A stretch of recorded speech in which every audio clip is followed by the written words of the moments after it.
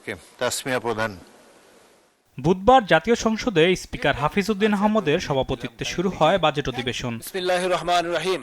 সংসদ সদস্যদের লিখিত প্রশ্নের জবাবে অর্থমন্ত্রী আমির খসরু মাহমুদ চৌধুরী জানান, আগামী অর্থবছরে মূল্যস্ফীতি 7.5% নামিয়ে আনা হবে।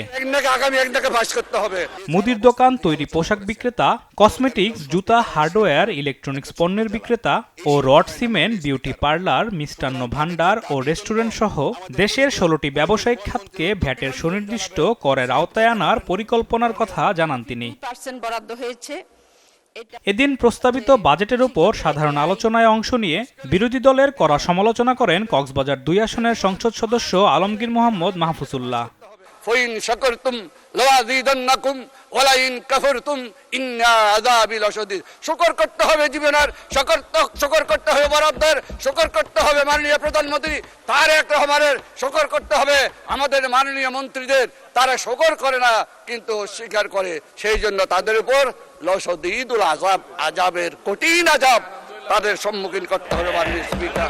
পরে তার বক্তব্যের প্রতিবাদ জানায় বিরোধী দলের সংসদ সদস্য নাজিবুর রহমান মোমেন।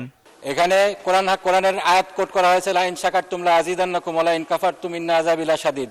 ওনাদের প্রশংসা করলে ওনারা আরো বাড়ায় দিবেন, আর ওনাদের না করলে ওনারকে আমাদেরকে পিটাবেন নাকি, এই ধরনের বোঝাতে যাচ্ছেন? এটা তো আসলে ভুল ব্যাখ্যা হচ্ছে, এটা খুব ভুলভাল। এর জবাবে স্বরাষ্ট্রমন্ত্রী সালাউদ্দিন আহমেদ বলেন, মাহফুজুল্লাহর বক্তব্য রাজনৈতিকভাবে বিকৃত করা হচ্ছে। এটা দিয়ে কেন পয়েন্ট অফ অর্ডারে বাড়ানো হবে? এটা ঠিক হয় না মাননীয় স্পিকার। তিনি বলেছেন, সৎ উদ্দেশ্যেই বলেছেন, এবং আমরা যেন আল্লাহর শুকর গুজার করি। এইটাকে পলিটিক্যালি আমার মনে হয় মিস ইন্টারপ্রিট করা ঠিক হবে না মাননীয় স্পিকার। এদিকে অনলাইন জুয়াকে ফৌজদারি অপরাধের আওতায় আনা হয়েছে বলে সংসদে জানিয়েছেন অর্থমন্ত্রী। আলিমুজ্জামান সাফওয়ান, দেশ টিভি, ঢাকা।